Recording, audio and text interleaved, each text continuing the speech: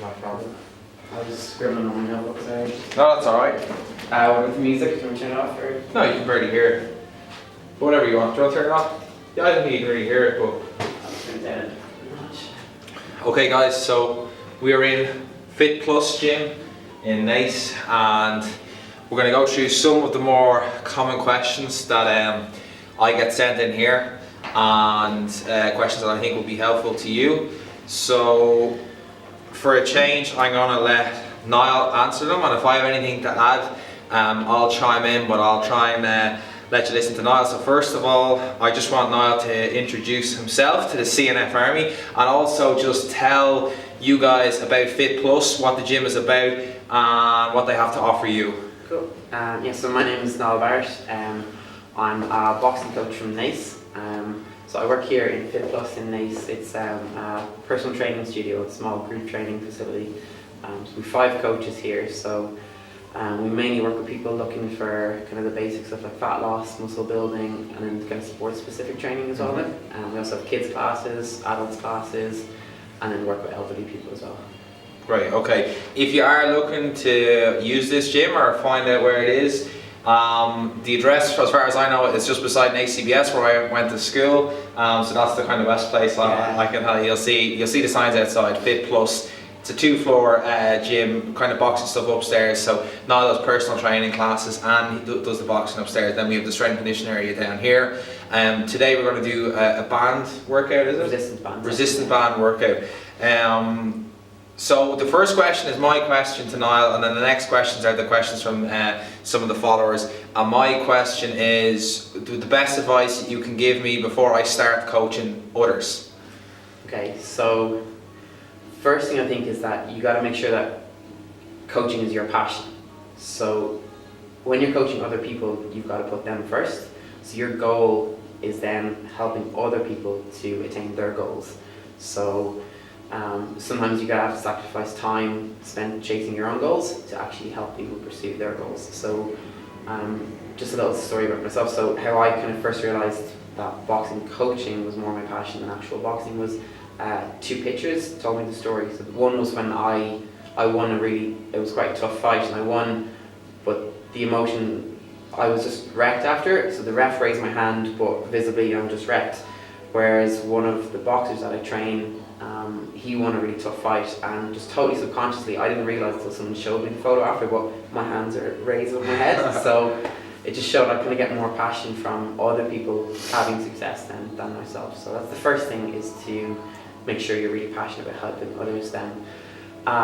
Secondly then, I think, is to focus more on your interpersonal skills and communication skills than your actual technical exercise knowledge then. So I think every good coach knows how to teach a squash. They know the basics of a squash or a lift or what foods you should eat, but a great coach is someone who can communicate that to people then. So I think for all the articles you read on exercises and food, you should be reading twice as much on how to communicate and how to get along with people then as well. So that's excellent advice. Then the last thing then, sorry, I haven't wrote down here, things, is just to mainly to be yourself then. So a lot of coaches will adopt a kind of persona in coaching, but eventually that will be too draining. So I think when you bring out your own personal style, people will kind of warm to you a lot quicker.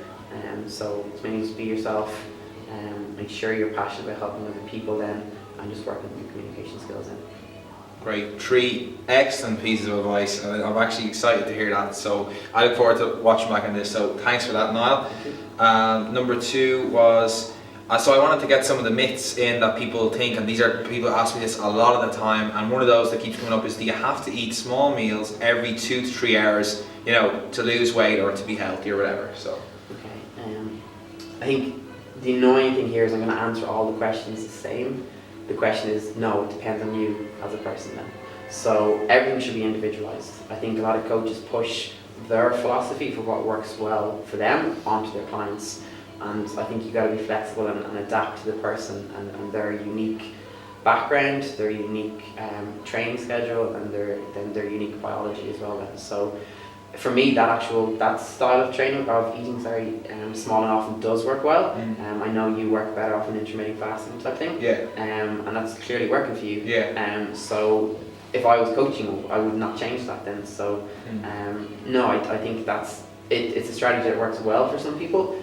For me, it kind of keeps cravings away, keeps my blood sugar a bit more level. But for the people who know that intermittent fasting or kind of 3 square meals works a lot better for them. Exactly, and guys, that's just the exact example.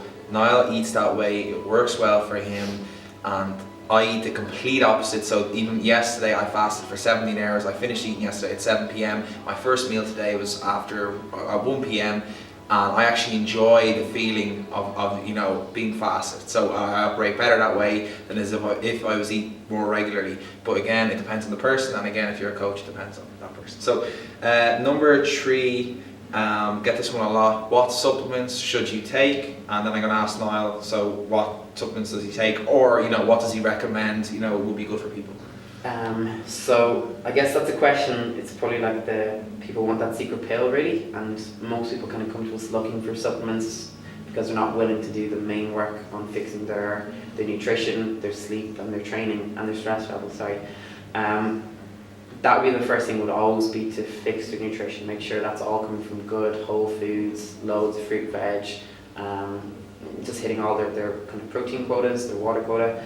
If someone was doing that perfectly and they were still struggling a little bit, that's when we'd kind of go into it. So the main one I'd kind of focus on is, first of all, is a probiotic. So probiotic would be healthy bacteria for your gut. So we're learning much more about the gut in the last couple of years. So in how that you digest food, it also has a lot to do with your mental health as well. So quite an interesting fact is that 90% of your serotonin is actually produced in your gut then. So if that's unhealthy, it can have negative effects on your mood and your general energy levels. So we take a good quality probiotic then. Okay. After that then, a really good quality omega-3 supplement. So omega-3 is a nutrient that our bodies need but can't produce itself, so it has to come from your diet. So oily fish would be kind of the main way people get, but if someone doesn't eat fish, then we would definitely recommend a really good omega-3 supplement. In Ireland, obviously we don't get too much sunlight, and we're learning a lot more about the positive effects of vitamin D. So in the months between, I guess, October and about April, we'd recommend a good vitamin D supplement then as well. So they'd be the 3 ones. So probiotics, omega-3 and vitamin D would be my first 3 I'd go to with clients. Excellent, guys, and I would take 2 out of those 3 myself, and I'll have to look into the first one. Obviously that sounds really important, and that serotonin fact, it's nice to hear. This guy knows a lot, so it's nice to hear these little nuggets of information as well. Question 4, and I put this question in just because I know actually this is Niall does boxing, he does coaching, but I also see you do a lot of running. Someone had asked me, is running bad for your knees, or you know, is too much running or whatever? So I just thought I don't do running, I know Niall does it, so I wanted to see his opinion on it. So I would just get them to clarify what kind of running. Yeah. Bad running is terrible for your knees. Good running technique should be perfect on your knees. So I find a lot of coaches, if I was telling you to do squat, I would talk you through a squat first and then get you to do it. Whereas a lot of coaches say, okay, go for a 20-minute run, without actually going through the mechanics of it then. So there's a style of running called chi running, which is based on very low impact. So not landing on your heels, instead landing on your kind of mid and front foot, and then rolling forward, keeping your core engaged the whole time, so using your arms as well. So if you've got good running technique, you should be able to run pain-free. If you've terrible running technique, it's going to really bang up your ankles, your knees, your hips, and not be too pleasant. Okay, we'll come in closer to the camera. I think I can edit all this out, so I don't know if it's better for someone. I think when someone's watching it, I think so, but I don't know. We'll try for the second half and then we'll know. So guys, thanks for that one. So number 4, so that's a good one about running, because I hear a lot of people saying, you know, is the treadmill bad for your knees or running bad for your knees? It depends on, is it good running or bad running? So get your coach to show you the correct technique. What was the technique you named? So Chi running. Chi running is the one. That's the one you do, or that's the way to do it? Style of running. Okay. Number 5. just an interesting one. I actually threw this one in was, you know, what is the best type of stretching or warming up, or kind of what is the style maybe that you would use as a coach? Yeah, great question. So I guess the main mistake we see people make is that they just they're going to do a weight session, but they warm up on the treadmill or the bike, so they're not warming up the muscles they need. So your warm up should be specific to the session you're going to do. So if you're going to do weight session, doing kind of lighter weights first will help much more than spending 20 minutes on a treadmill. Within your warm-up, we'd always try to do some kind of joint preparation and muscle preparation. So using simple tools like foam rolling, dynamic stretching, using the cross balls in any areas you're tight, then doing a little bit of general warm-up just to warm up your whole body, and then just kind of a few lighter sets on the actual kind of training you're going to do then. Okay, excellent point. The only thing I'll add to that is same as what Niall was saying in regards to specific to the muscular training. A lot of the times warm up is like getting that neuromuscular feedback. So if you're doing your deadlifts or whatever it is, just getting your body into the routine of doing that movement. And sometimes your mobility and stretching work, you might necessarily have to do it before the workout. You could be doing that in the mornings at home or in evening time or whatever. But I personally do dynamic, static, trigger point. I do it all. I tend to do it in the gym because otherwise I feel I don't do it at home. But a mixture of it all for me. Another question, another fitness myth or fat loss myth. Like, a lot of people ask me how to lose fat in like certain areas of their body. So I want to ask Niall, can you spot reduce body fat?